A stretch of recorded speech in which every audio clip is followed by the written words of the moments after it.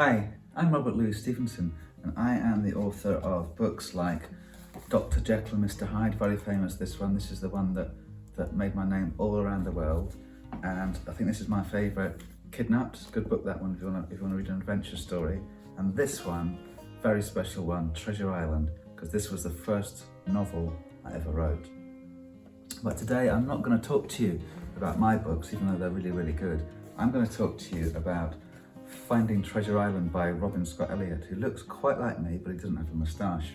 Because this is the story about how I came to write Treasure Island. So it's kind of a story about a story. So I'd like you to be time tunnelers and come back to where I am, to 1881, and we're going to go to Braemar in the Scottish Highlands.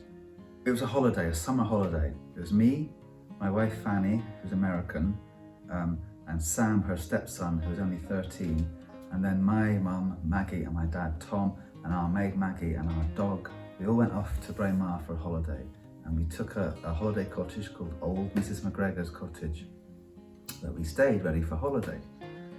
Except it's Scotland, it's the Highlands, and sometimes it does rain there, and it bucketed with rain, poured down. And I was going through quite a tricky stage then, because I hadn't written any of these novels. I hadn't written a novel. I didn't know what to do. I was 30 years old, and I was a bit stuck. But then it was raining so much, and Sam came to me one day.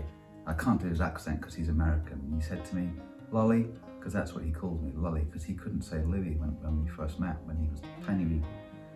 He said to me, Lolly, I'm bored, except in an American accent. Because he couldn't go outside because it was raining so hard, and I thought, what can we do? So I sat there and we got some paper out and we were drawing, and he got bored of drawing, so we did painting, and he got bored of painting, so I had to think, and I thought, I know.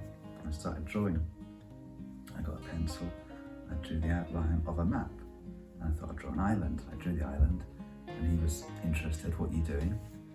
And we started to draw more in the island. We put a hill on, which we called Spyglass Hill. We had a cave, we had some swamps and forests. It was quite a dangerous island, and there's a wee island just off it called Skeleton Island. And we kind of finished. And there were coconut trees as well, so you could live on this island. There was fresh water. And I thought, it needs one more thing. It needs an X. So I drew an X on it, and Sam was, what on earth that's for? I said, X, Sam, marks the spot. X is where the buried treasure is.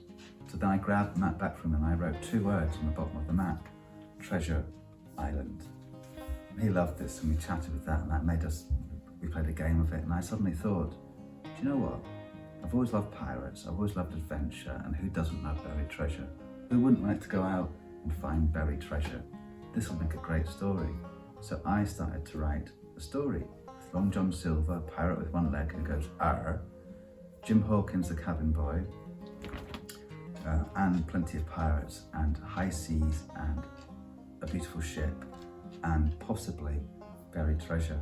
So I would write the story during the day when we were on this holiday, and eventually it stopped raining, because really it doesn't rain all the time in Scotland, despite what people say. It's very beautiful. Sam would go off into the woods around Braemar and have an adventure with his new friend, Jen Hawkins, who was the innkeeper who lived just over the road. And they would have all sorts of adventures, and I would write adventures during the day. And every evening, the family would come round, they'd gather around the fireplace, and I would read them the latest chapter from what was to become Treasure Island, and they all loved it. So I thought, you know what, this will become my first book, and it did.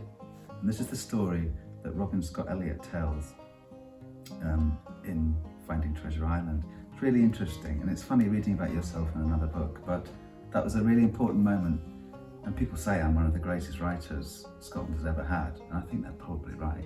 But this is how I became one of the great writers, and that story is all told in this book. So do read my books, because I think my books are better. But if you want to read another book, have a go at this, and that's the story of how I started to become a really famous writer. Thank you.